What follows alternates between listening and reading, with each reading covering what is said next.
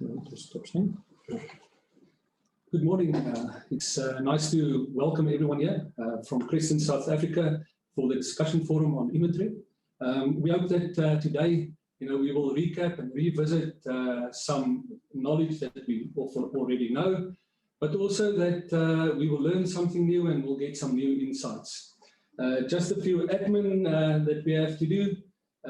You can post your questions either in the chat box or in the question and answer box, and we will try to answer those questions throughout the webinar or at the end. And if we can't get to all the questions, we will answer you by email.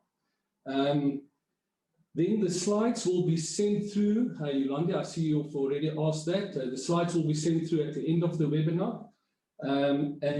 Also there will be opportunity for you to collect the CPD certificate.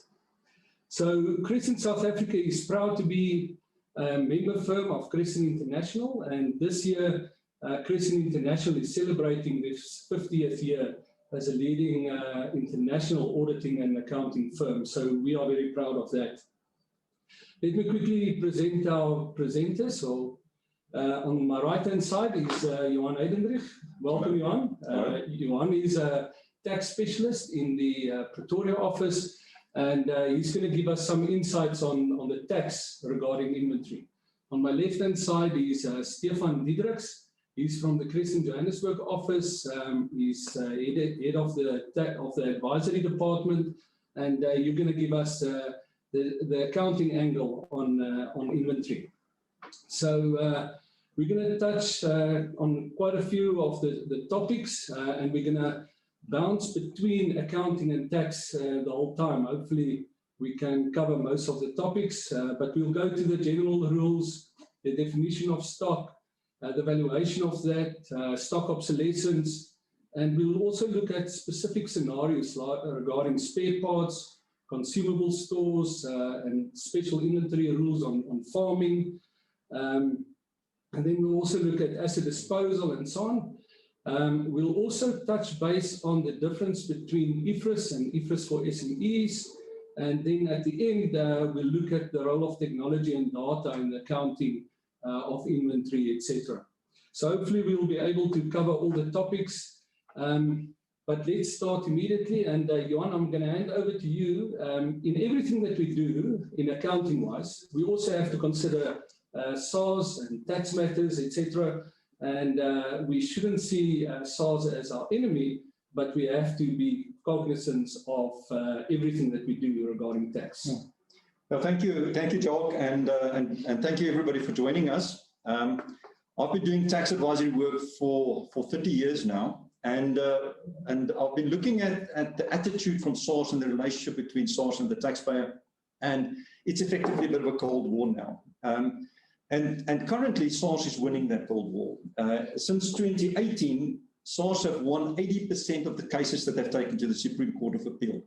And this is quite concerning. And quite a number of those cases were where the special court case went in favor of the taxpayer, and then in the appeal court case, it was overturned. So we've got actually a cold war, and the taxpayer is losing that cold war. So I've been looking at the ways in which you can address this, because as you are fighting a war, the party who's going to win the war is the party who's best prepared. It's the party who's got the best ammunition. It's the party who actually anticipates the fight, anticipates how the battle is going to go.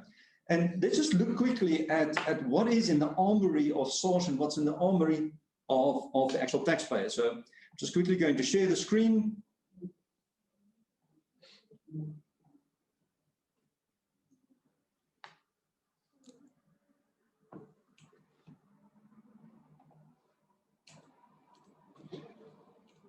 All right, so if you look at the weaponry of SARS, the most important one that they've got is the onus of proof always rests on the taxpayer. It's often clients will ask me and say, but how is SARS going to tax me on that? That's not the question. The question is, how are you going to prove that that amount is not taxable? Or how are you going to prove the amount is deductible? Especially when you're talking about inventories. And as you can look from the appeal court cases of Volkswagen and Atlas Copco and a number of others, SARS have always got the benefit of hindsight in considering the impact of transactions. They've got a significant power to levy understatement penalties, late payment penalties, administrative penalties, and there's been quite a number of cases which is this has been taken to court. Even if you're in an assessed loss position, you can be levied with understatement penalties. And it's not funny to see a 50%, 75%, and sometimes even a 150% penalty being levied.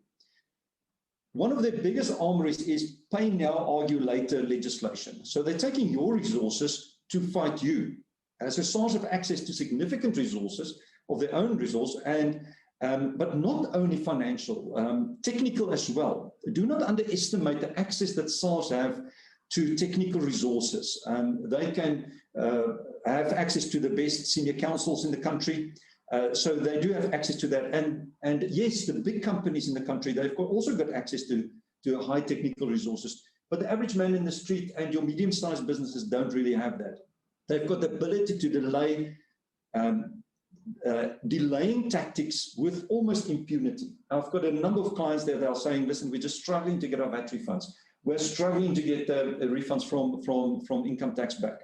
They've got the power to influence the legislator. Yes, we can make comments to the legislator, but obviously SARS is directly influenced. Remember that SARS is administered with administration of the tax, but the legislator is the National Treasury, but SARS influences the legislator. So if there's a court case that goes against SARS, they just change the law.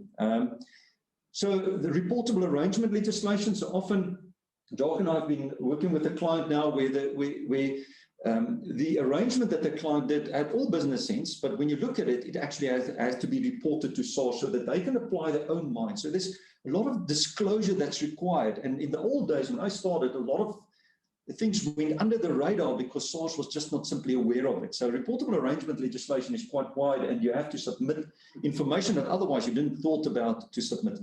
Third-party disclosure legislation, even something now and this year, if you make a donation, the PBO now have to report that directly to SARS. It's not just a question of claiming your Section 18A certificate. There's really a lack of external oversight over SARS. Mostly, my experience is they are judge, jury, and executioner. Yes, the tax ombud has got some value, but not really on a day-to-day basis, not really for the man in the street. They control the alternative dispute resolution process, which is unfortunate. They facilitate on the ADR is SARS. There's virtually no consequences if they contravene the TAA. We often see it that there's an audit undergoing and they simply don't tell you what the status of the audit is. They need to do a refund in terms of the Tax Administration Act, which they're obligated to do if you provide security. They simply don't do that. And they do that with impunity. People are taking him to court, but it's expensive and not everybody's got access to the finances. And they're armed with significant successes in the appeal court cases. So SARS is on a roll. Let's just face it, SARS is on a roll, and they are winning this battle. From our perspective, you have to have a defensive attitude to this. Now, what do you have in your armory? Your biggest thing in your armory is that you write that initial narrative. And do not underestimate the importance of writing that initial narrative. It's the way that you submit the ITR 14. Don't just submit it. Think about it before you submit it. Make sure that your disclosure stays properly.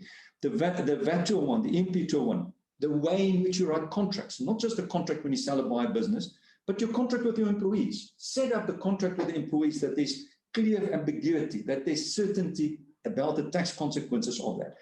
And most importantly, and this is where it's so important that we bring the accounting and the tax and the technology into this discussion, because often these discussions are one-sided. It's often these discussions you attend an accounting seminar, you attend a tax seminar. This is why Kreston, we believe, we look at it holistically. All of these things are integrally involved. I remember talking to a tax lawyer and he says, yeah, but tax is law. Yes, tax is law. But if you don't know what the accountants have done, you don't know how to go from net income before tax to taxable income. You just simply don't know. Because nowadays, something that is called remuneration in the financial statements may not be remuneration. Something that's called interest in the financial statements may not be interest. So if you don't know that, you can't get to taxable income. So this is why this interactive discussion, and especially with things like financial statements, and there's standard policies and procedures. So you write the narrative, and you write that in advance. You write that to make sure that you're not exposed to SARS. You can find protection in terms of Section 223 opinions, and that is an opinion which an external tax advisor provides you on a basis that in terms of, in the view of that external tax advisor, it's more likely than not that senior counsel, that a court of law will agree with you. Then there's protection against understatement penalties. most importantly, follow a preventative approach to tax risk management. Johan, so what you are saying is that the pre-implementation of any transaction, and that's normally where the tax specialists aren't involved yet, that's very important. Yes, as I said, there is a war, and in order to win that war, you have to upstream your tax risk management. Everybody thinks let's just do business, and then we'll sort out the tax at a later point in time. You can't. You simply can't, because you're just exposed too much. So you have to upstream it, and you have to think about tax at the time that you're doing any transactions, at the time that you set up an ERP system, at the time that you capture a transaction. And that's where the technology comes into play. And Heinrich will speak to us a bit later about the technology. Everything is into action. As you are doing capturing the accounts, accounting tax is hand in hand.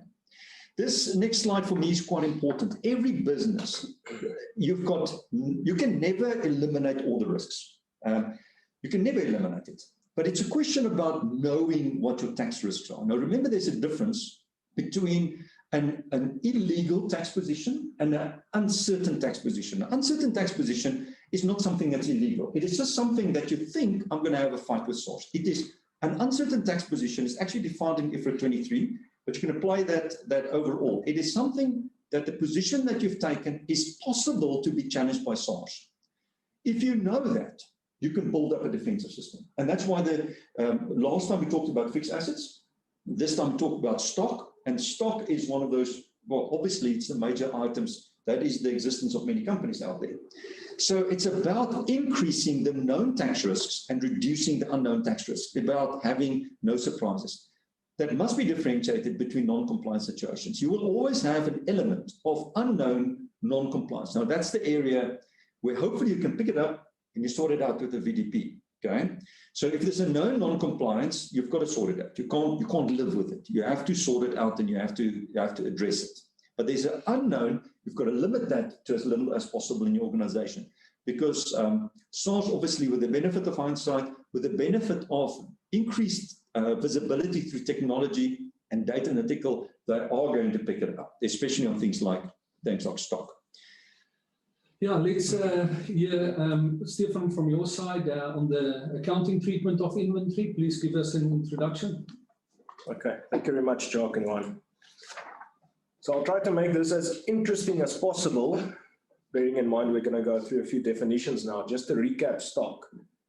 So most people in South Africa that are involved in business actually use IFRS for SMEs. The problem is all of us in the accounting profession, we actually studied IAS 2, which is part of IFRS when it comes to inventories. So that's why, where possible, for the most part in my slides, I actually used the sections from IFRS for SMEs, which is section 13 that applies. So let's quickly recap the definition of inventories. So obviously, you first need to know what the definition of an asset is. I think most people have that under control. So the main thing that inventories consists of, it's usually assets that are held for sale in order to do business, right? Either merchandising or production or delivering a service. So it's in the process of production of sale or in the form in order to be able to render a service, right? Excluded from IAS 2 or section 13 will be work in progress arising under construction contracts, which we'll deal with later, financial instruments, and then lastly, biological assets, which has its own standard. Okay, moving on then. So the measurement of inventories. The measurement, always lower of cost and obviously deducting the estimated selling price to get to your, so it's lower of cost or net realizable value. In IFRS for SMEs, they actually refer to, it's a slightly different terminology, but it comes down to the same thing, right? So what is lower of cost? Well, before I can determine what is lower of cost or cost, the cost to sell, what is my actual cost? How do I calculate cost? Now, this is very important, not just for tax, but also for your financial statements. So I think we need to recap inventories. What are the accounting principles that apply and how do we understand these? And why is it important in terms of IFRS? So I think we're going to revisit this question a bit later on once we've gone through some additional definitions. Stefan, for who is this important? Who are the parties that should know about the valuation of stock and the accounting and tax treatments? Surely it isn't only the chief financial officer or the financial manager. So definitely agree with you. Firstly, you look at your accounting professionals in public practice, so your auditors, independent reviewers, even people just compiling financial statements for companies with a public interest score under 100. All of them obviously need to, they're the ones giving either an opinion with assurance or limited assurance, or even a basic sort of opinion on financial statements, on the valuation, the quantities, etc. of stock. So definitely auditors and independent reviewers, and then additionally also preparers of financial statements, because they are the ones writing accounting policies in conjunction with management of the entities. And then tax practitioners, because tax practitioners are the people assisting clients with, preparing tax returns, filing tax returns, hashing out differences between the IFRS treatment and tax treatment of inventories on the tax computation for the IT14. And then lastly, also management and cost accountants. Those are the people doing the costing of the stock. Are they costing it correctly? Are they taking into account and advising management on possible tax effects of what they're doing in the stock system and in the manufacturing system on the ERP? Okay, so the cost of inventories. So let's look at the basic definition. An entity shall include in the cost of inventories all costs of purchase, costs of conversion, very important, and other costs incurred in bringing the inventories to their present location and condition. In other words, what are the costs in the whole process for me to get my product or service I want to sell to the point where it's sitting in my dispatch, it's ready to go to the customer? What are the costs I need to include there?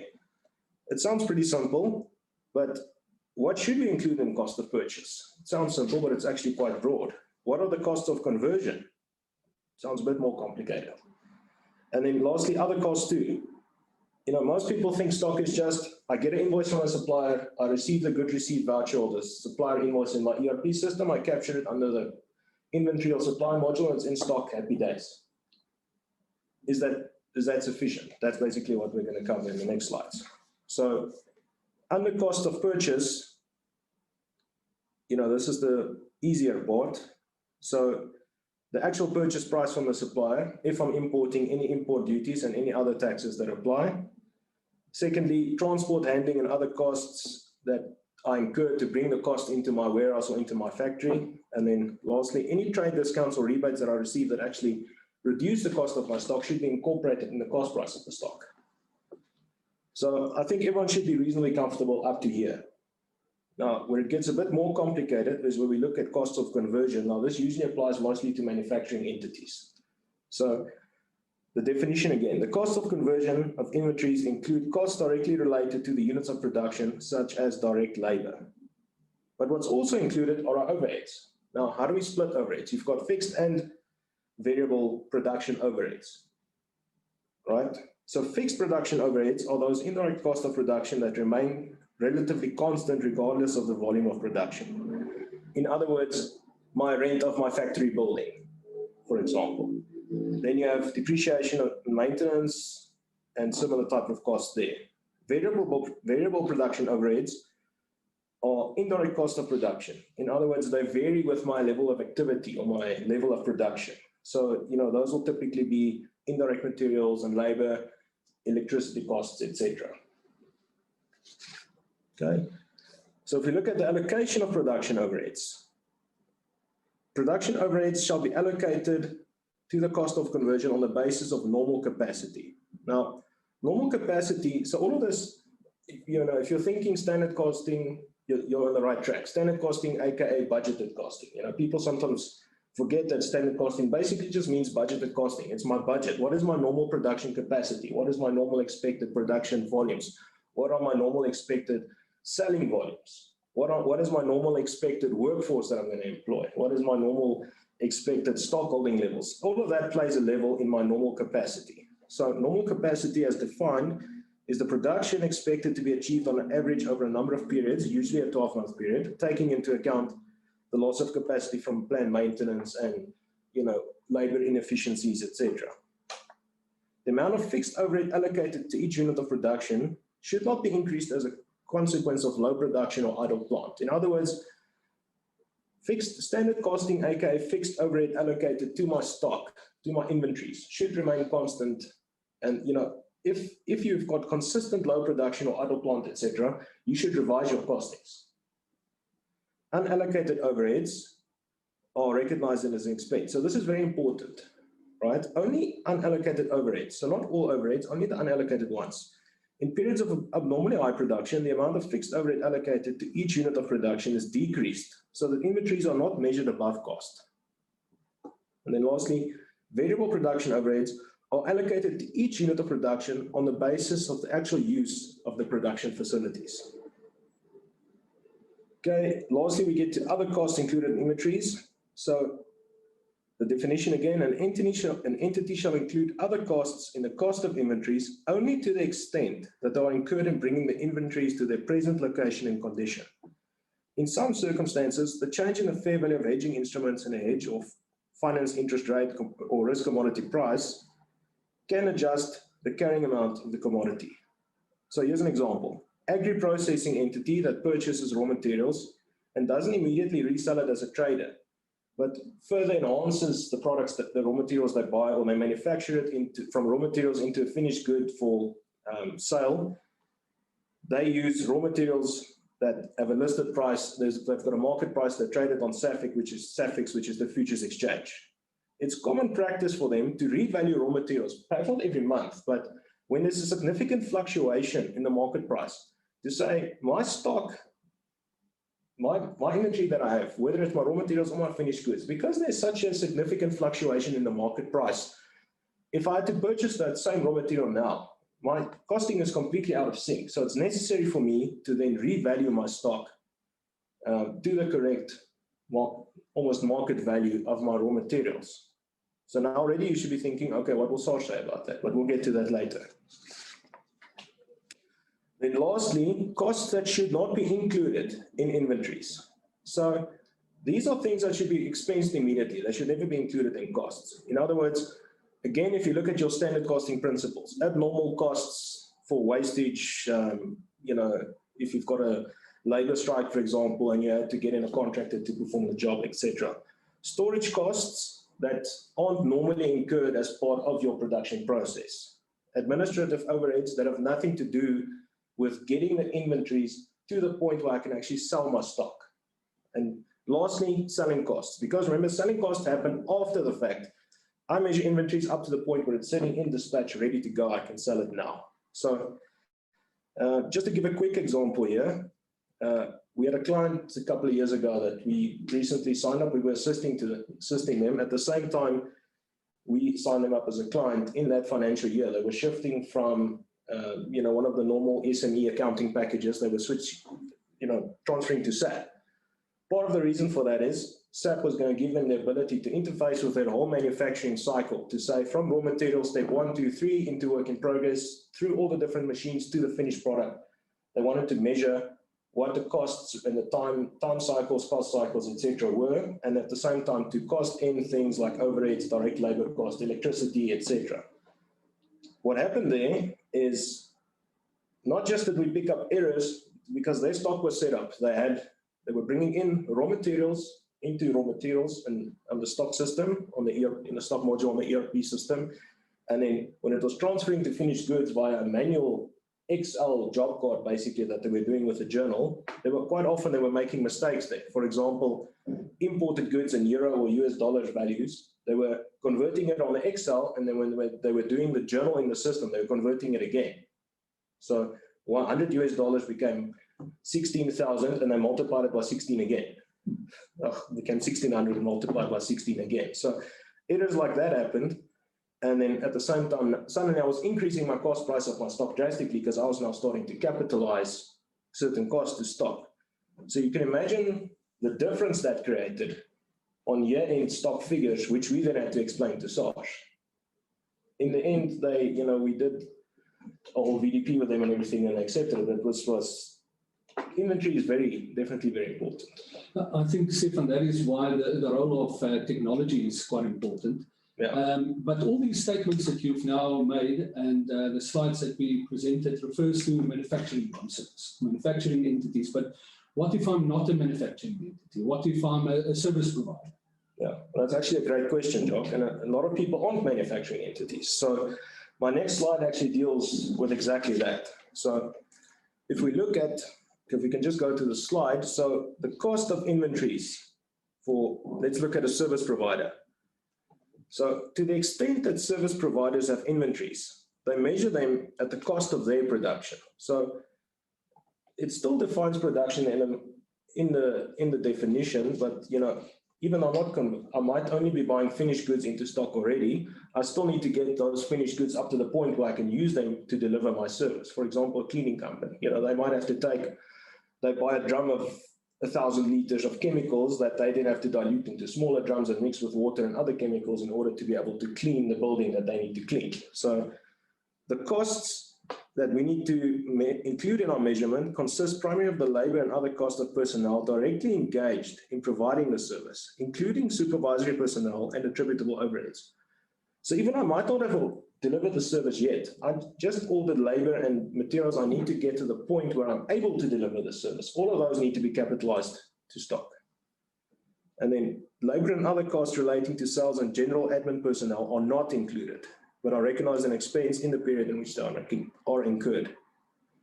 So the cost of inventories of a service provider does not include profit margins or non-attributable overheads that are often factored into pricing charged by service providers. So even though they have to be cognizant of these costs, and they use them to determine the price of the service they're going to render, they don't include them in the costing of the inventory.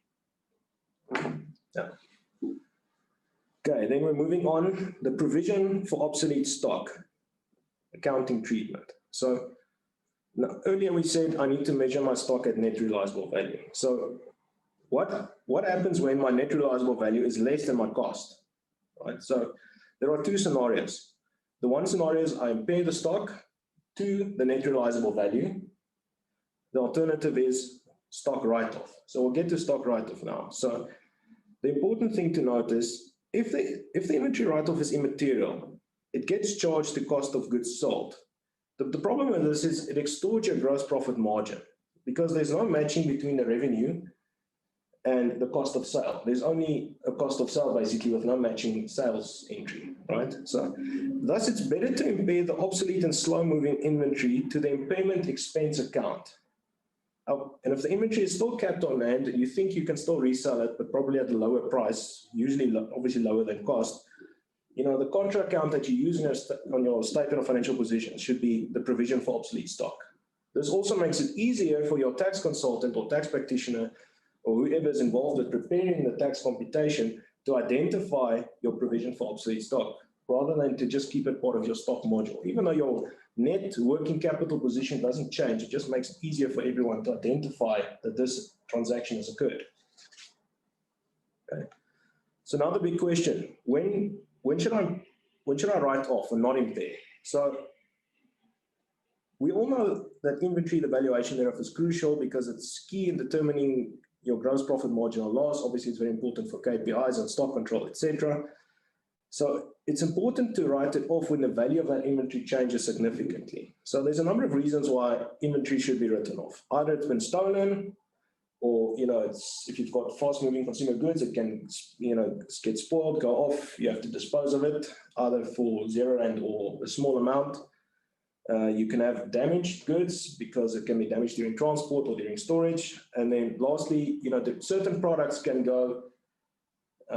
quickly lose its value, like technology, fashion items, etc. So what should then happen is that these, in the inventory module, these stock items that you say, I need to write it off because I actually can recover basically nothing, a trivial amount for these stock items, you should expense them via the cost of sales variance account, right?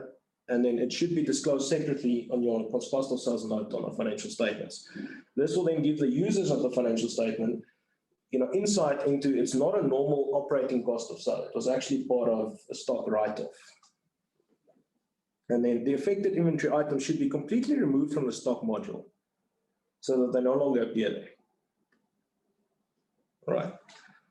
Okay, then we get to common misconceptions and errors when we get to inventories. So a lot of companies, and this is typically in the SME space, owner-managed companies, they don't really care what the stock figure is. The owner's got a figure in his head of how much how much money is my business making, and the financials are just there to keep SARS happy. So, and there's always the thing of the bank, they want to show a high stock value because that is extra security for my overdraft, etc. Whereas for SARS, I want to show a low stock value because that means I can expense more expenses to reduce my tax. So that is an auditor's worst nightmare, because you are the one that ends up in the firing line having to discuss that with your client, right? So, and then the other thing is companies often don't update and understand their own accounting policy. So there's accounting policy on the financial statements, but again, it's only the auditor that worries about it. No one else looks at it. No one else cares about it. And this is the fact. Again, it's quite pervasive in the SME space. I know the feeling. Yeah. So then the other thing, a lot of people, especially again owner-managed companies where the finance staff almost are the ruler, they're a little island in the middle of the stream and they operate by themselves. The ERP system, no one really knows actually how it's set up. The IT guys at some point set it up a couple of years ago and it's just been chugging along since then. So if you ask them, are you set up for FIFO or weighted average cost, they can't even tell you, right? Quite often the answer is just, oh no, Sage or SAP does it for us. Okay, but you understand how it's set up and why it's doing it. It's very important because if SARS asks you one day, you need to be able to explain it. Then in addition, another thing, overheads that are incorporated into the stock module. How are they incorporated? I can give you an example. A new client we got involved with about 2 years ago. They specifically appointed us because the owner was not happy with how the stock was costed into the system. He was pricing himself out of the market with his competitors because his stock on his, he was applying a fixed margin, which was already not always a good idea, to his stock costs, that, the cost price of the item sitting in the stock module.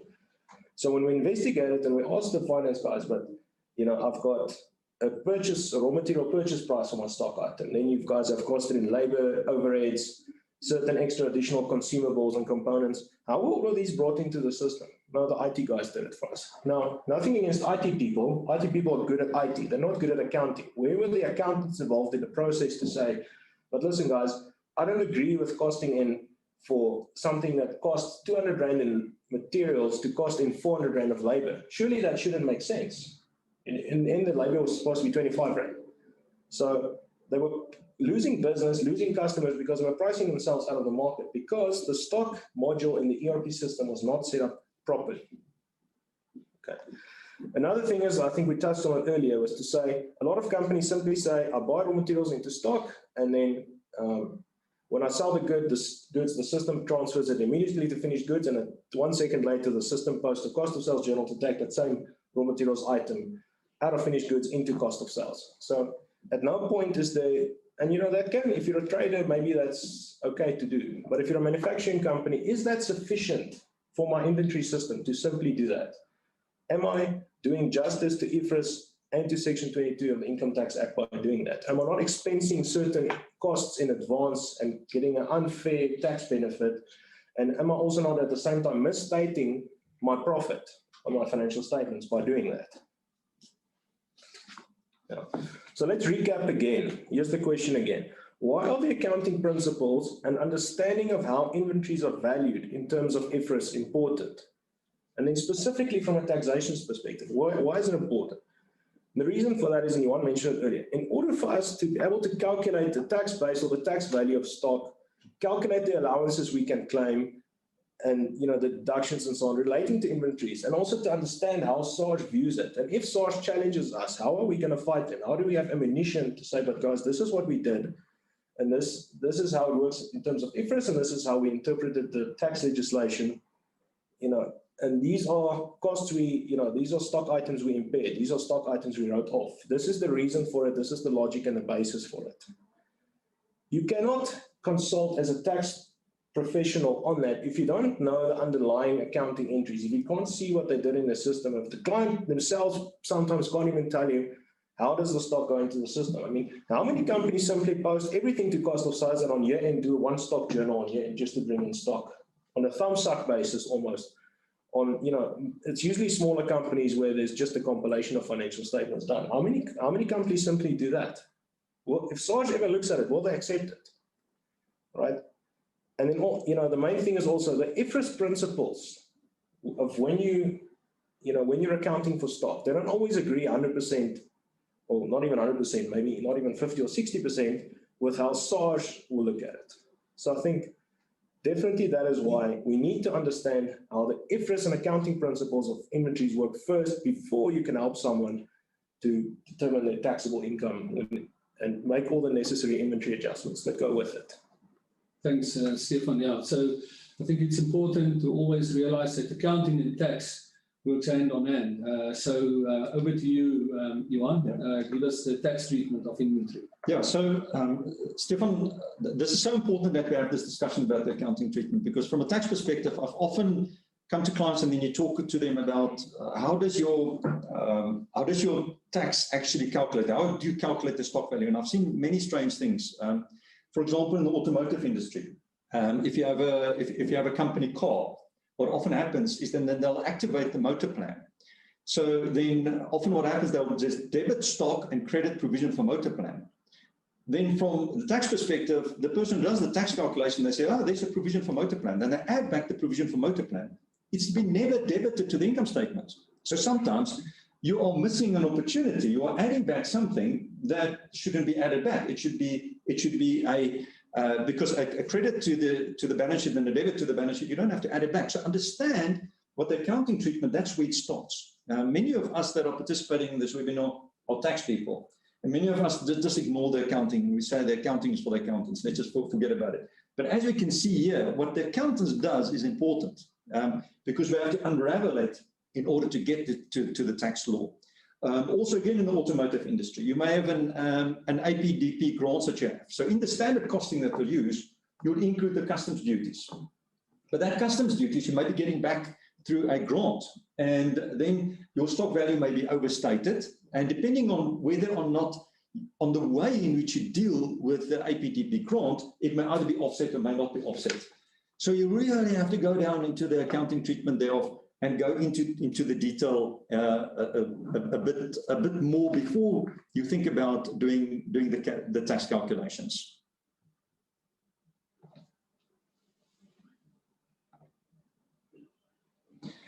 All right, so let's just start off. We've now done the tax treatment, the accounting treatment of trading stock. Let's just think about the tax treatment. All right, so the trading stock is defined quite wide. It is anything that's produced, manufactured, construed, assembled for purposes of resale. So that's quite logical, everything that you have. But it's then wider as well. Anything that proceeds from the disposal of which will form part of the taxpayer's gross income. So the first one would be if I sell widgets if I buy widgets and I sell widgets, or if I manufacture a car or anything like that. The second thing can also include incorporeal items. So if what I try to do is to develop a technology for resale, that can also be stock, and I've got to think about what goes into there. And then very importantly, I'll get to that, specifically included in the definition of trading stock is consumable stores, which is normal, I mean fuel and petrol and stationery, but then also spare parts, and I'll deal with spare parts specifically. Johan, with the work in progress, so that's the time spent at a specific rate by a professional like an accountant, an engineer, an auditor, also be considered stock for tax purposes? That's a very good question, Jacques. If I, for example, do your tax return for you, and I've spent 5 hours on the engagement, and it's say 5,000 times 5 hours times 3,000 an hour. So I've got on my whip, there's 15,000 and lying there. That is not stock, because it's not something that I've purchased for purposes of resale. It's also not something that I have, that the proceeds of which, this is just an accounting methodology of what my income would be. So normally what you do, your accounting entries would normally be, as your staff are booking their time, it would be credit income and debit WIP. And when you bill it out, you'll credit WIP and you debit debtor, and then later on the debtor will pay you. There is no stock. What you need to consider is the time of accrual of that revenue. So, and you actually have to go back to your arrangement with the customer. So if your customer, for example, in the audit, if you've got the audit signed and you say, listen, if I reach a milestone, I am able to bill you 40% of the total estimated audit fee. You come to year end, you're able to bill 40% of the total audit. You've done everything necessary to do that. You've attended the stock count, you've attended everything. You've just not billed it. It's lying in WIP. That is accrued in terms of the gross income definition. You should actually pay tax on it. And the flip side of it, if your arrangement with the party is to say that I can give you progress bills, but I'm not unconditionally entitled to it. I'm only unconditionally entitled to it when I fulfill that. So my agreement is, you're not going to pay me if I don't submit your tax return. All right. So then if I don't submit your tax return, it doesn't unconditionally accrue to you. So in a professional environment, it's quite tricky because normally what we do is there's thousands of WIP accounts lying there. So in your tax calculation, we just say debit WIP. There may be a risk in there, in that there are items in there that can be. But for accountants, we are often, we know about the importance of cash flow, so we try to bill as early as possible. So obviously, hopefully that's not that big a problem. But when you look at engineers and the like, their agreements are sometimes, you can have their WIP and then they have progress reports. The engineers will say, you're now entitled. When I reach a specific level, you're entitled to bill so much. So architect, an engineer. And so it can become very tricky, but it's not relevant insofar as Section 22 stock is irrelevant, but it is quite relevant insofar as your accrual, your gross income definition is concerned. There's one profession that bills very well and better than auditors, and that's definitely lawyers. So, quite definitely, and they bill more than they spend, but let's not go there. Anyway, so that's the cost price. The cost price of stock. So once you've determined what is stock, then obviously you've also got to consider what is the cost price. Now, many people will just say, well, whatever is there for accounting is there for stock as well. And that was why the discussion that Stefan had was quite important. The definition is there in front of you, and it says it's a cost incurred by such person. So there you're in alignment with the accounting treatment.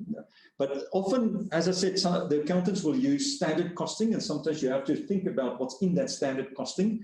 And then it says, plus any further costs incurred by such person in terms of IFRS. So IFRS will include both IFRS for SMEs as well as full IFRS.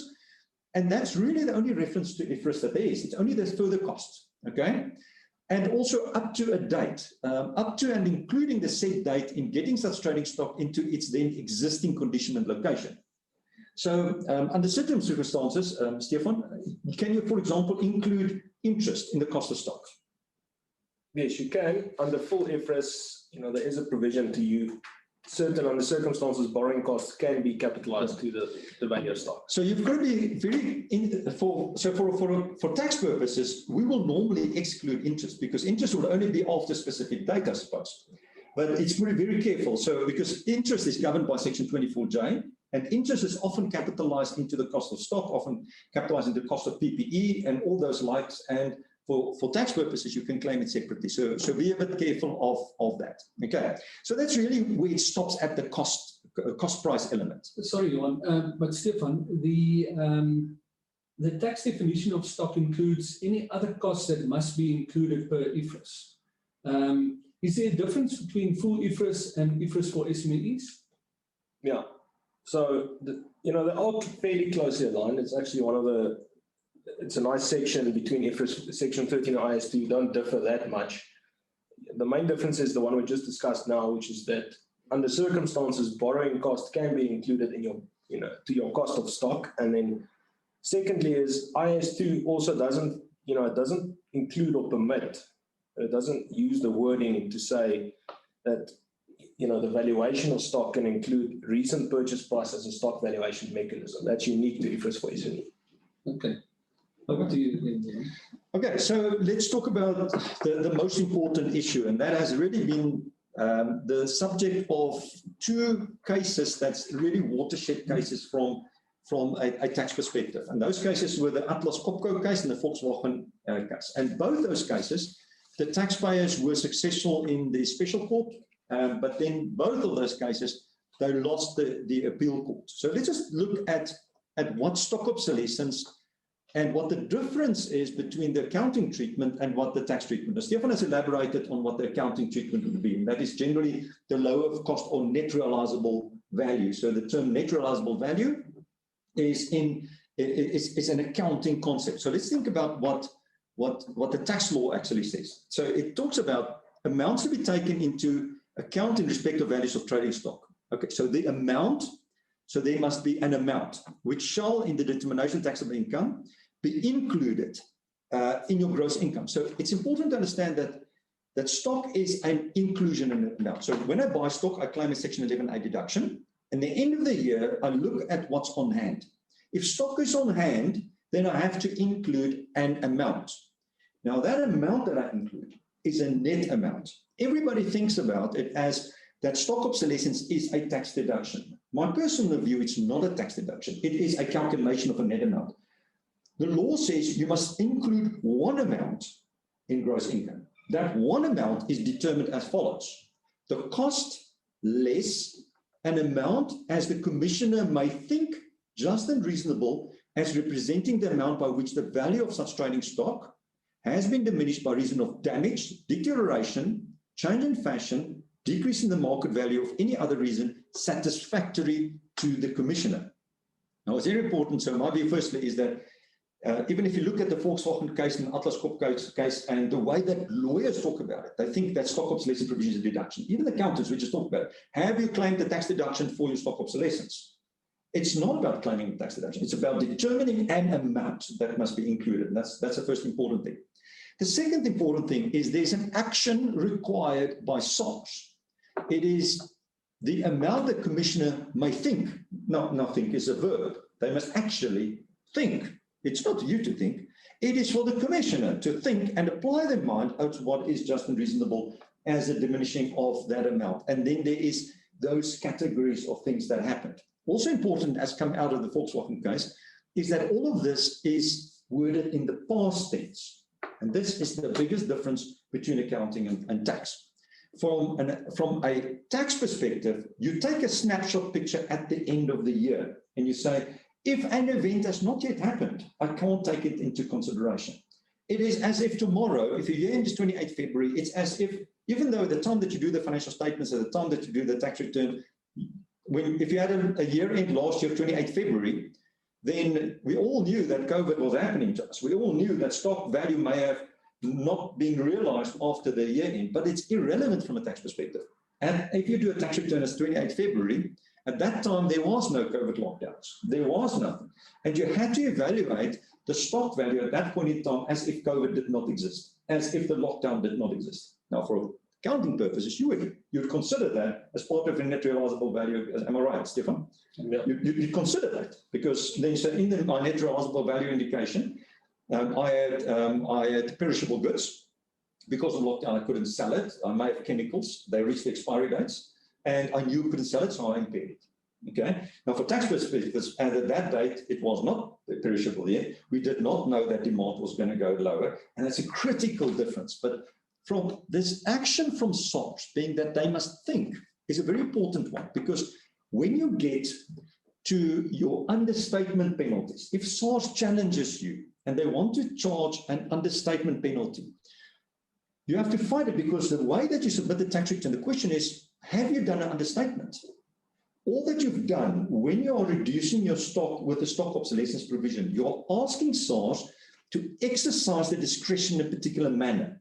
You're making a submission to them and saying, please, SARS, please think this basis. Here's the information, apply your mind accordingly. So my view is that SARS can't. If they ever challenge you under stock obsolescence provisions, they are precluded from charging understatement penalties. They can still charge you underestimation penalties, but they can't charge you with understatement penalties. But it requires an active step. Okay, so we've heard from Stefan that there's a difference between stock write-offs and the stock obsolescence provision. Is that similar in tax? So from a tax perspective, you look at whatever stock is on hand at the end of the year.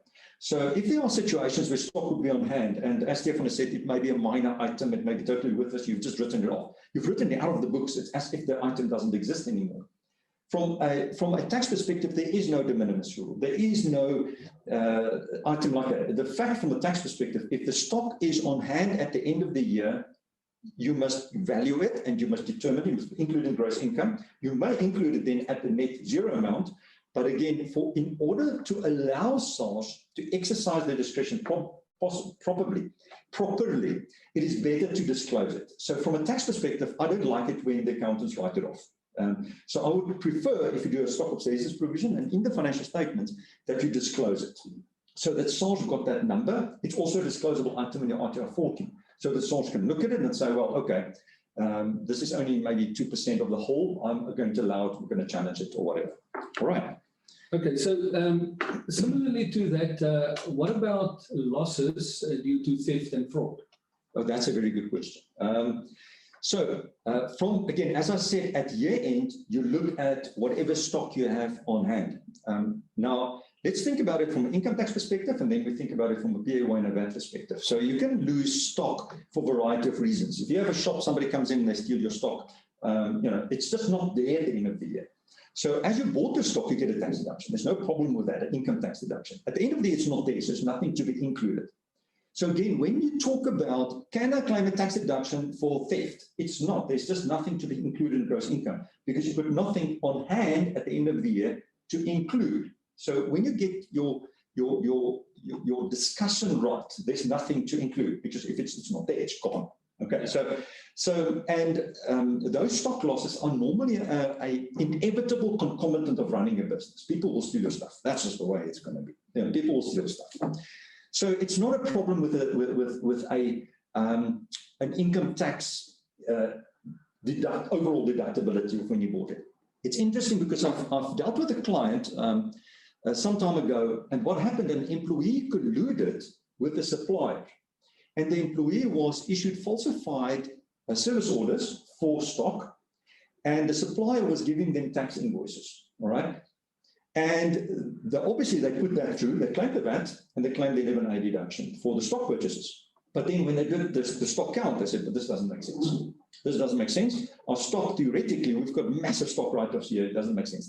Then they picked this up. So the first question is, obviously, as you bought it, as you've paid this, you paid this amount, but you never received the stock. So when you look at the VAT, have they made a supply to you? Because you've claimed the VAT. We said, well, even though you can claim the income tax overall, because it's inevitable concomitant that an employee will steal stuff from you, okay? But the VAT, there was no supply made to you. So we had to write back the VAT. So you've got to be very careful about the way that you do this. The second question comes in. They had a forensic report, they had everything done there, so they knew how much money it was involved. And they knew that it was colluded. And they had that right to recover it from the employee concerned. So your question comes in, if you then say, because some employers will just say, listen, this is not worth it. This employer stole photocopier paper from me, and yes, it's 10,000 rand, just go, okay? But you've got the right to recover that money from them. If you don't recover it, you've got a PAYE problem as well. So you have to look at the interaction, and you've got to look at it. In this particular case, you actually don't have a stock loss. You've got a financial loss because you incorrectly paid a supplier for something that there was no supply to you. So when you look at your forensic issues, it's very interesting, and one of our future talks are going to be a question about forensics and everything associated with that.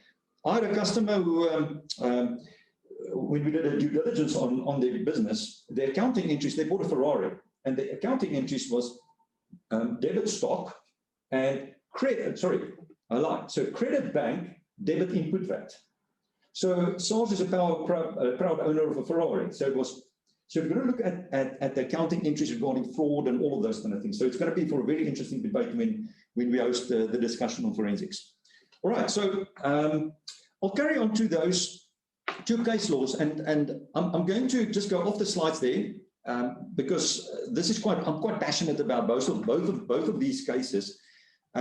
All of the slides will be shared, so please take some time and go through the slides, but it's just extracts. But these are now two cases that you should actually get the whole case in totality.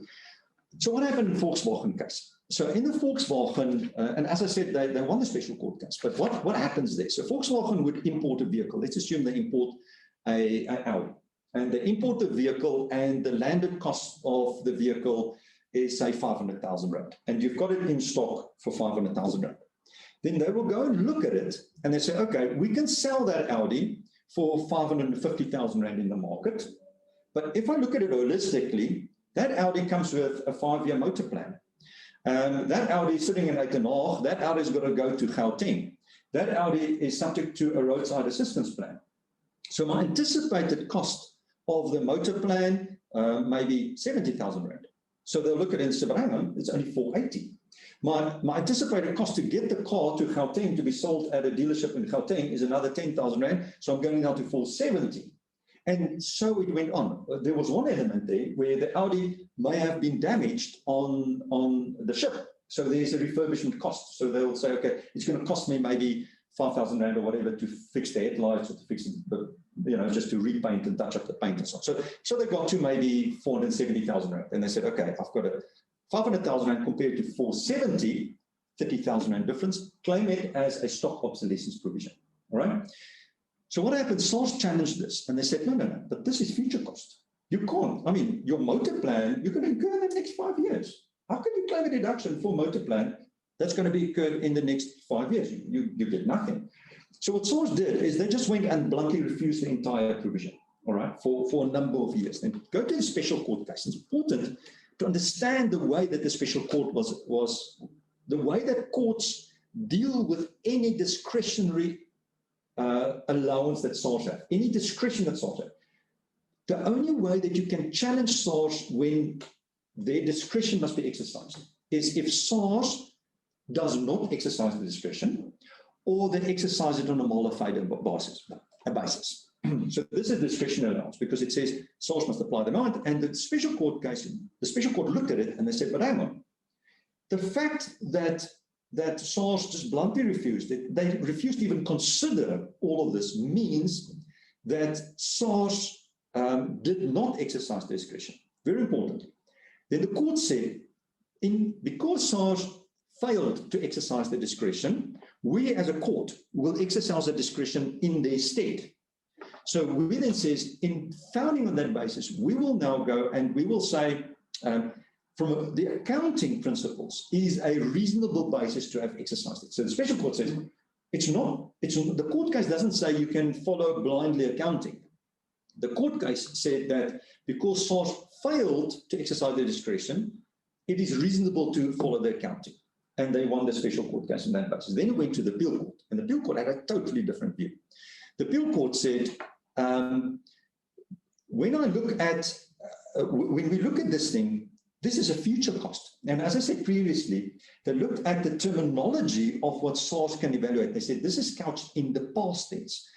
Having the past tense, you have not yet sold that vehicle. So you've not yet incurred the motor plan. That's a future cost. You've got to look at it at this specific point in time. You have not yet delivered that vehicle to Gauteng. That's a future cost. The only thing that you can take into account is the minor cost of refurbishment. And that's what the court then found in that case. So do you believe that the appeal court was correct in their judgment in the Volkswagen South Africa case? Yeah. I think the appeal court, the judges thought about it the way the judges think about it, the way the lawyers think about it. And I think some of the statements are correct. You can't take into account future cases. And for example, what I talked about now about the COVID issues. You get to 28 February, whatever cost you're going to incur in the future events is irrelevant. The problem is, it's not necessarily with the judgment. The problem is about how this thing was fought. And remember when that Volkswagen, that Audi standing there at Heydenrych, it's a vehicle without a motor plan. So your question is, when they started off comparing apples with apples, when they said we can sell this Audi for 550,000 Rand, it is a vehicle with a motor plan. So you're not comparing apples with apples. The question is, how much can I sell an Audi for in Heydenrych without a motor plan? It can't be 550 because, I mean, you'll be mad to pay the same price for a vehicle without a motor plan than a vehicle with a motor plan. Okay. So the starting point should have been, guys, we have got, this car's got a landing cost of 500,000 Rand. How much will somebody prepare to pay for that vehicle in Heydenrych? So you think about it differently. The guy in Gauteng, the dealership in Gauteng, is not going to be willing to pay the same price for the vehicle if he's got to bring it up from Heydenrych than if it is delivered by Volkswagen to Heydenrych. So I'm quite frustrated with the case because I don't think it gives us the answers what we needed. it all talks about future deductions. When, as I said, we're talking about a net inclusion. It talks about you claim a deduction from future motor plan. It's not even relevant. I don't have a problem with that. What I'm saying is that car, what is the net realizable value of an Audi in Heydenrych that is sitting in Heydenrych, that somebody's got to buy in Heydenrych, and that doesn't have a motor plan, that doesn't have a warranty, that doesn't have a roadside assist. It must, then you look at that number. They didn't fight it on that basis. Okay, interesting enough. Anyway, so let's move on to the Atlas Copco case.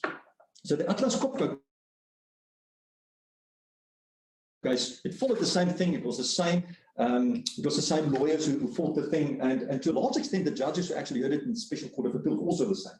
So you can kind of like expect, but it's a different scenario. So Atlas Copco is part of an international group. They import from Sweden this massive construction equipment, and they sell the equipment. But then they've got to maintain that equipment for a period of 5 years or 6 years or whatever the number would be. And they would have in stock spare parts and consumer parts and everything that they will then use in order to service and to repair all those equipment. And what Atlas Copco did is they said, if I have a part and the part did not move in 12 months, I write off 50% of it.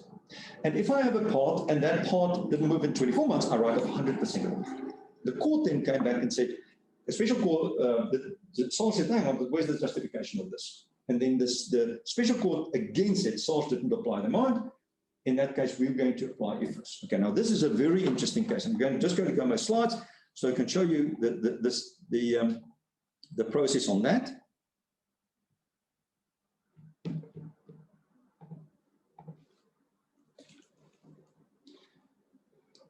Right, so this is now when we talk about under cross-examination in the appeal court. Then what happened is that the business controller gave evidence as well as the external auditors gave evidence. And the SARS, or the lawyers for SARS, they challenged them quite robustly so. And this is quite an important aspect. And they said to the business controller, do you apply your own mind? What did you do? You've got this policy. What did you do? Did you check whether the policy is reasonable or not? And the controller, as you can see there, it kind of like was not sure about it. And he said, yeah, well, it's just logical and there's no other reason, we just applied that global policy. And so if you go through those statements that they have, you could see that the business controller was not convincing enough. He was not convincing that applying the right of 50% if it didn't move for 12 months and applying 100% if it didn't move in 24 months, they didn't even think about it whether it's reasonable or not. Even more so, when they brought the external auditor on, they said, you are the external auditors. This is a material number. You signed off the financial statements that it complies with IFRS. What did you do? They said, we did nothing. We just accepted group policy. I said, didn't you check that it's reasonable? Didn't you go through the history of it and check whether it shouldn't be maybe 10% write-off in the first year and 20% maybe write-off over 4 years or 5 years? So no, we just blindly accept the group policy, which is frankly a failure in audit standards. Because yes, you've got any international company has got two kinds of reporting. The one is group reporting, that you just say, here's a group reporting and send it up, and then when they do the consolidation in Sweden or wherever, they will consolidate it and they'll apply their minds. The auditor just said, no, the group auditors will do it. But you've got company reporting in South Africa, and you have to sign off as an auditor that that company complies with IFRS. You can't accept that the group has done it because you've got the obligation to sign it. So there could be a difference between company financial statements, local financial statements, statutory financial statements, and group financial statements. And the problem there was they did nothing. So when the judge came out, they actually said that the evidence of the auditors actually damaged because even though you say that you apply IFRS, nobody checked that it's IFRS.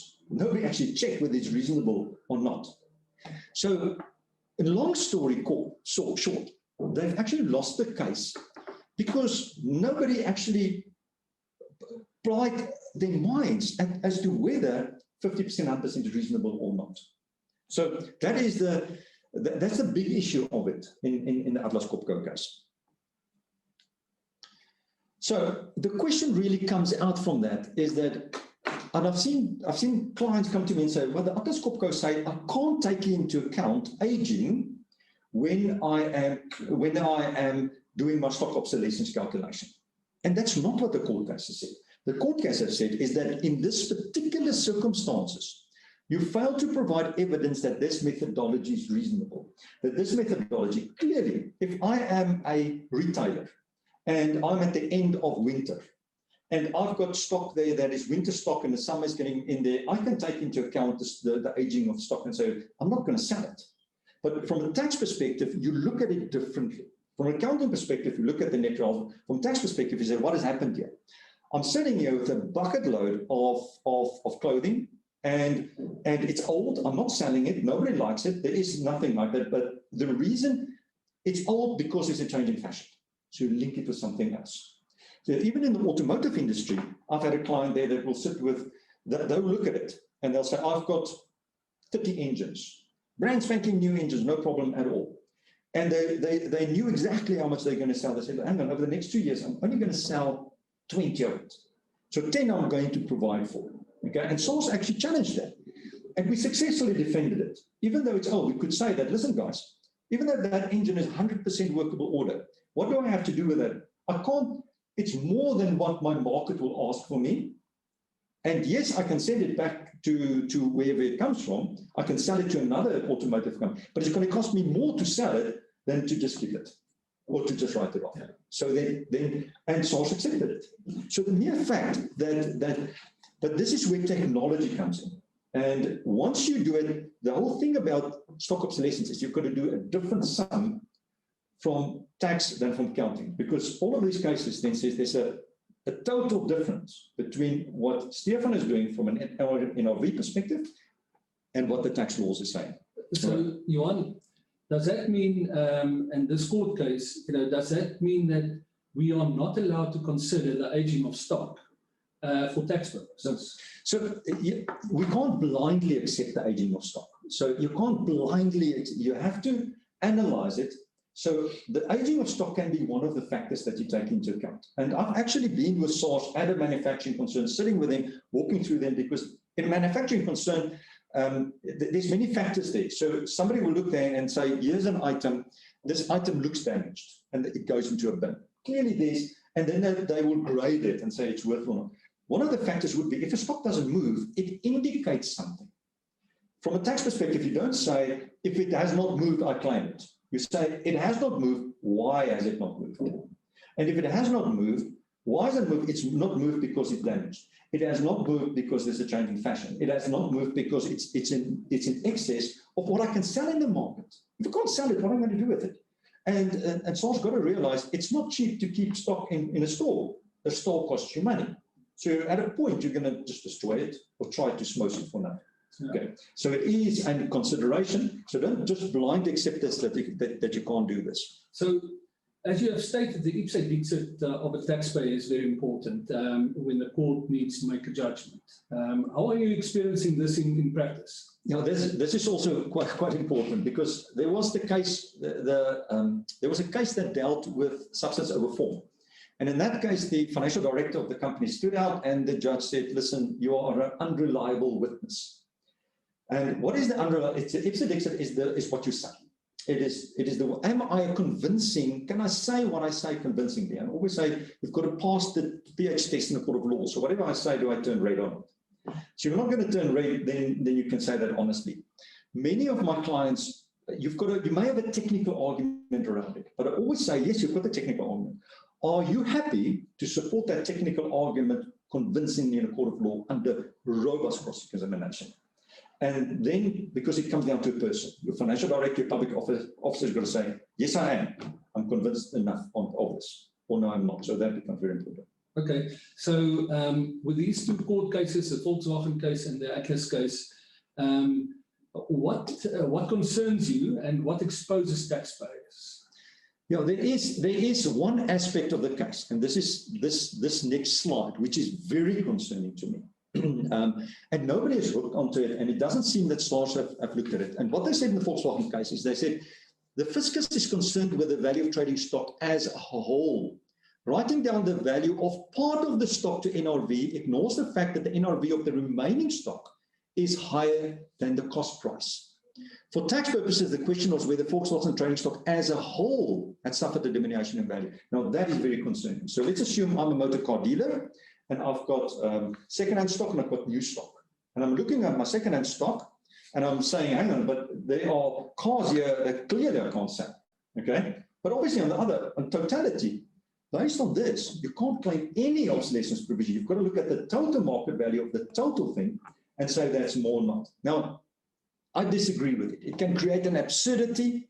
You've got to look at it, in my view, on a stock item per stock item per stock item, because it will create an absolute absurdity. Imagine you are a group of motor car dealers that's got 50 motor dealers there, and then you've got a motor car with just one. Then obviously the motor car dealer that's just got one set of stock will be advantaged above the other one that's got 50. But this is a very, very big area of concern. But it was unfortunate, it was not the subject matter of this, but this will actually mean that even if you've got a reason to claim a stock obsolescence provision, if there are other stock items that you can sell at a profit, you can't claim it. This is a very, very big area of concern. And it's a similar one in the Atlas Copco. So, I see time is catching us, but let's look at farming. Okay. Yeah, so I've now elaborated a bit on this, but it was an important aspect. I'll quickly deal with farming tax, and perhaps let Stefan quickly deal with the accounting treatment thereof. Okay, so luckily IFRS for SMEs keeps this nice and simple for us. So, measurement is done at the fair value model. So the definition says, an entity shall measure a biological asset on initial recognition and at each reporting date, in other words, basically year end, at its fair value less cost to sell. So fairly straightforward and simple. So what is fair value in this case? So I'm not sure how many of you have seen that Jeremy Clarkson on Amazon Prime is farming. He's got one season, I think 8 episodes about a farm he bought in England. So it's quite informative from both a perspective of seeing how to run a farm and also how not to run a farm. There's a lot more of that than properly running a farm. But, if you've seen a section of him rearing sheep and then the sheep lambing and so on. So he buys sheep. I've got, say, I think he had 70 or something. He's got 70 sheep. Now those sheep most of them get between 1 and 3 lambs. Those lambs basically almost appear out of thin air. He put some medication and grass and water into the sheep. Now suddenly I've got an additional bunch of lambs.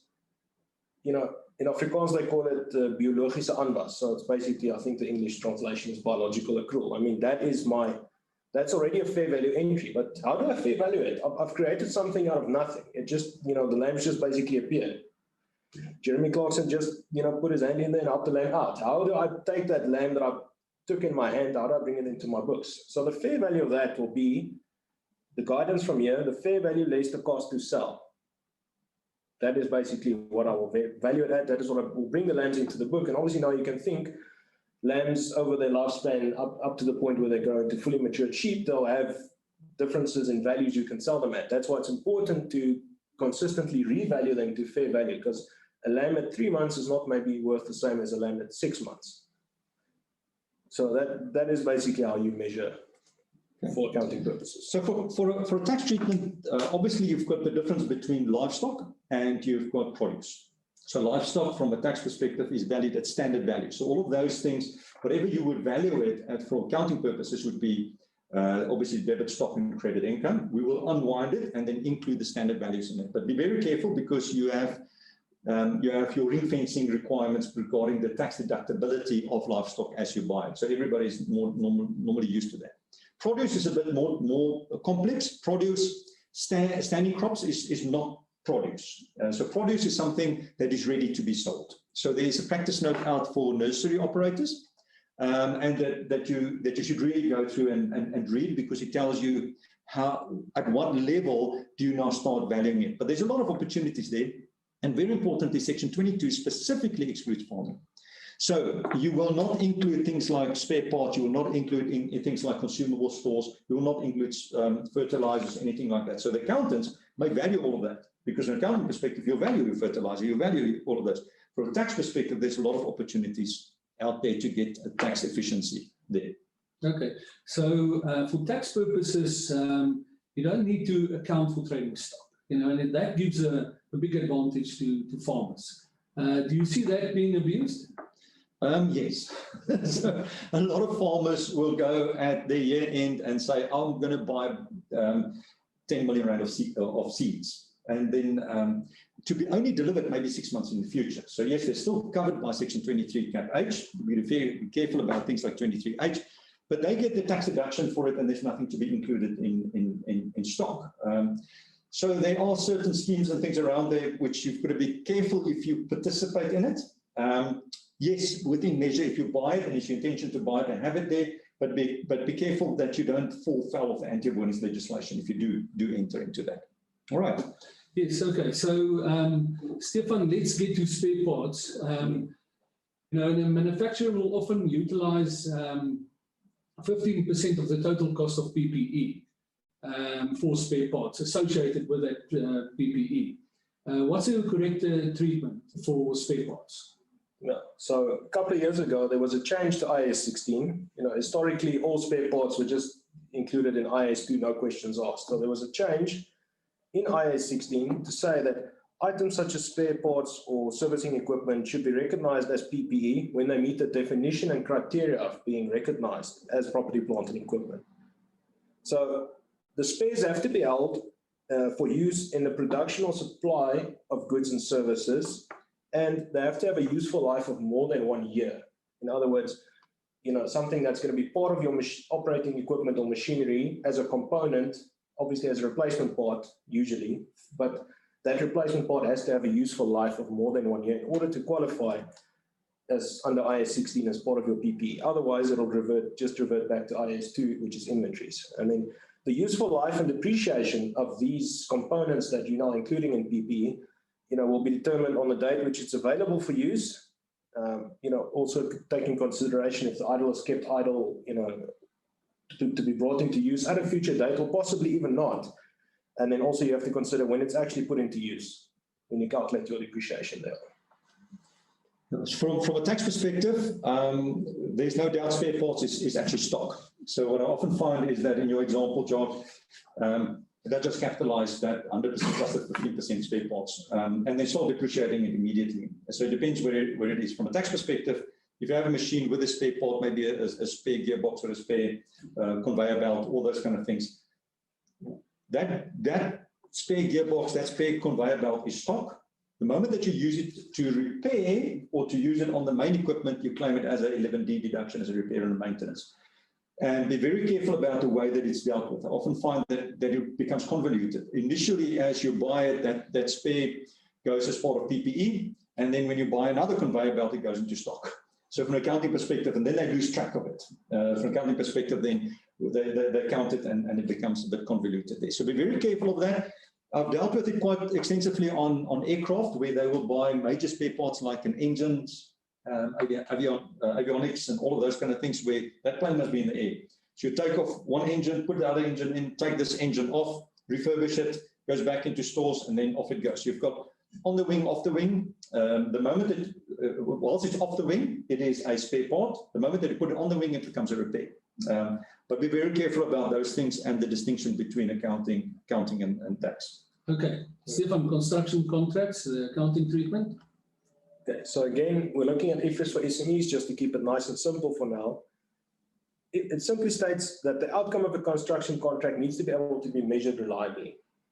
And then an entity shall recognize contract revenue and contract costs associated with the construction contract as revenue and expenses, respectively, by reference to the stage of completion method, which we'll get to now.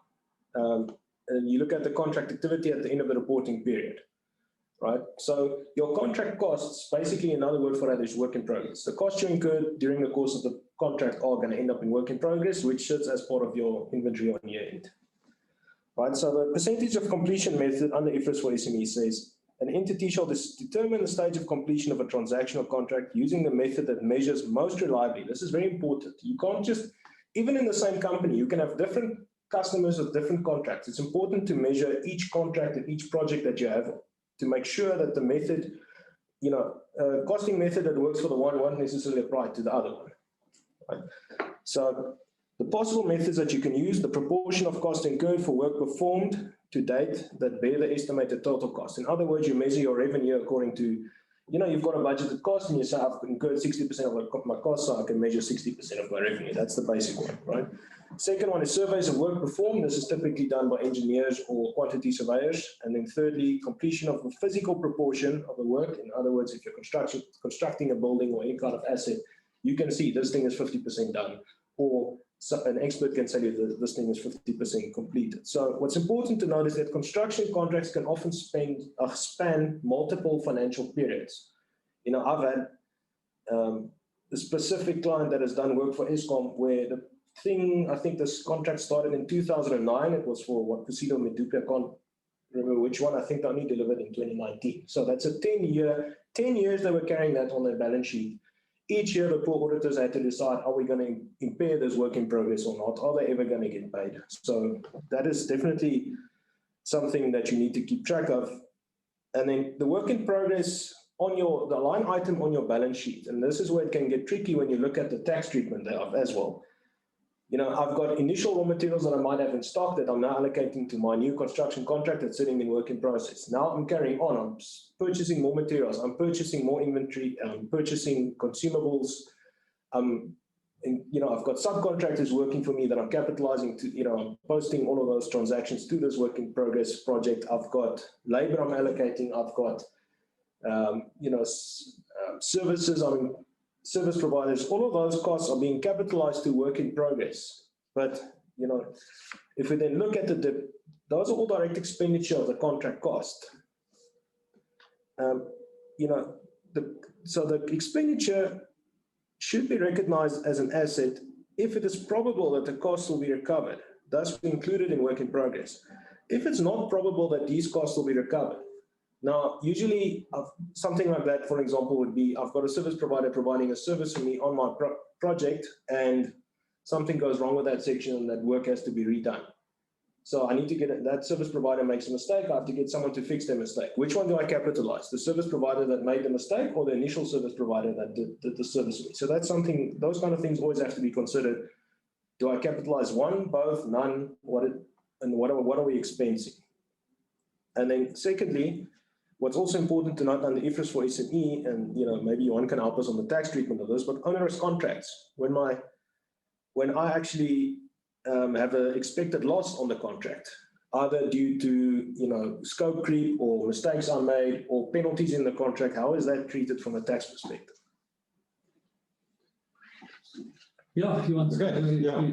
So I think we're going to finish off with the construction contracts. We wanted to talk about township development as well, but I don't think that is so often. So on the construction contract, effectively, as you see there on the screen, you have to unwind everything that accountants have done because it is so convoluted. That's the first thing. You've got to unwind everything that the accountants have done. Then you've got to start over with tax. So unwinding the accountings is, and you always have to work on cumulative numbers. So in this example, you've got to work on the full 10-year project. So it's the current year cumulative amounts minus the last year's cumulative amounts. So as a tax deductions, because this is a scheme of profit making, everything that you incur on the contract you claim as a tax deduction. So everything you incur is a tax deduction. All the progress payments that you've received, all the progress payments that you're entitled to, including gross income. So full deductions, full gross income. Then you look at the balance. If the expenses are more than the income, you have to include that net amount as a stock number, section 22.2a, 22.3a. Okay. If that number is more, then your question comes in. You still have to look at the net realizable, the stock obsolescence provision. So the previous is there. If it's an onerous contract, if I'm not going to recover that, then I will impair it. If, however, the income is more than the cost, then I think about the section 24C deduction. So as you can see, there are 6 adjustments that you've got to make. You do it cumulatively for the current year and then cumulatively for the prior year. Very important what Stefan has said there. I was involved shortly with a client, which I then withdraw myself from. And that client, from an accounting perspective, they showed that they had that everything was recoverable, but the tax returns were submitted. That they claimed the tax deduction, but they failed to include the trading stock into tax and income because you had a disconnect, a massive tax loss that they created. But for accounting purposes, they were neutral because they're saying everything that we've expensed, we can recover. Okay. So you've got to be concerned if there is a disconnect between the value of stock. I think I'm going to flip now to the technology side with your approval, Jacques. And because please look at some of those slides that we've presented there. They are, some of them are self-explanatory. But I think from a tax perspective and accounting perspective, we'd like to keep some time over to talk about the technology side. Sure. And I'm going to introduce Heinrich Moller quickly. Heinrich is the managing partner at Kreston, Pretoria. Heinrich, welcome, and thanks for this. As we mentioned a couple of times, you know, the role of technology is quite important in this whole process. And if your technology isn't up to standard, it might cost you at the end, you know, in accounting and profit-wise, but also, you know, when you have to defend yourself against SARS. Apparently, you've got a solution. Please explain to us. Jacques, thank you very much. Good morning, everyone. I've got the opportunity to have this graveyard session, so please put on your safety belts. We'll quickly do this. So Kreston Pretoria is a distributor of Southern Africa for caseware idea software. I'm just going to run through some of the points that we're going to quickly touch on. That was just the points on the agenda that we're going to touch on.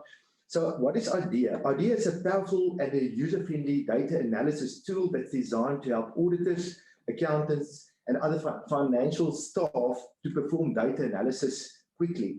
So with the increase of data, there's definitely a need for data analysis tools that you can use for that. And IDEA software, it really changed the way that people are working now. You're really starting to work smarter and not harder. We all, while we're performing audits, there's always a constraint of time and budgets. And this is definitely a tool that can assist with that specifically. So if auditors have been asked to do more with less and to add value to the audit with high impact assessments of emerging risks, to succeed, auditors need to have a proper financial next generation tool, and IDEA will definitely be able to solve quite a few of these challenges. Just a bit of background regarding IDEA. So that's part of caseware, and quite a few might know regarding specifically the software of caseware. They use it for preparing of set of financial statements in the South African market, and also specifically for external audits that they also use the caseware component. So that's been used by more than 500,000 users worldwide. IDEA itself got about 160,000 users in more than 90 countries. So what can IDEA do for you? So firstly, you can use quick testing. You can use multiple tests such as benefits law, fuzzy duplicate, gap detection, and summarization. I'm not going to go into the detail of what those are. Sorry, can I just ask you there, because I think one of those things that we talked about, especially when you talk about stock obsolescence, is giving you the right data analytics in order, and the right data in order to make a separate evaluation from a tax perspective than you have from an accounting perspective. As we said, the accounting, they can follow just a major policy, 50%, 100%, but tax we need to do more. Can IDEA give you that insight into the data? Yes, definitely. I think what you can do is you can now utilize those tools, and there's a slide that I'll get to. I'll quickly go to take you from some of those tests that you can perform specifically with IDEA, which is a great tool specifically for that. So I'll quickly get to that point. So there's a couple of analysis that you can do with large set of data, and also application that's got quite a few nice, useful apps that you can utilize with IDEA. Then there's just a couple of benefits that you can get from IDEA. I'm not going to go into that detail now. And then there's also 8 reasons why I believe that when you need to look at a data analytic tool, what is it what you need to look for, and why I believe IDEA is a very, very handy tool for that. So it's a very easy to use software, so you can compare and join and append and visually connect databases from different sources. And you don't necessarily need to be a computer programmer, where in the past you need to understand that they're very good. You also got an increase in the scope of data. So now you can, from multiple sources, you can import data from PDF documents. You can now align those documents, and you can make sure that that information is correct. Even from ERP systems, there's more than 42 ERP systems that you can import those data from with a click of the button, which makes it very easy and accessible from the data that you've got. You can also analyze 100% of your transactions with not necessarily going to stratify certain transactions, but the option for sampling is definitely also part of the software that you can use.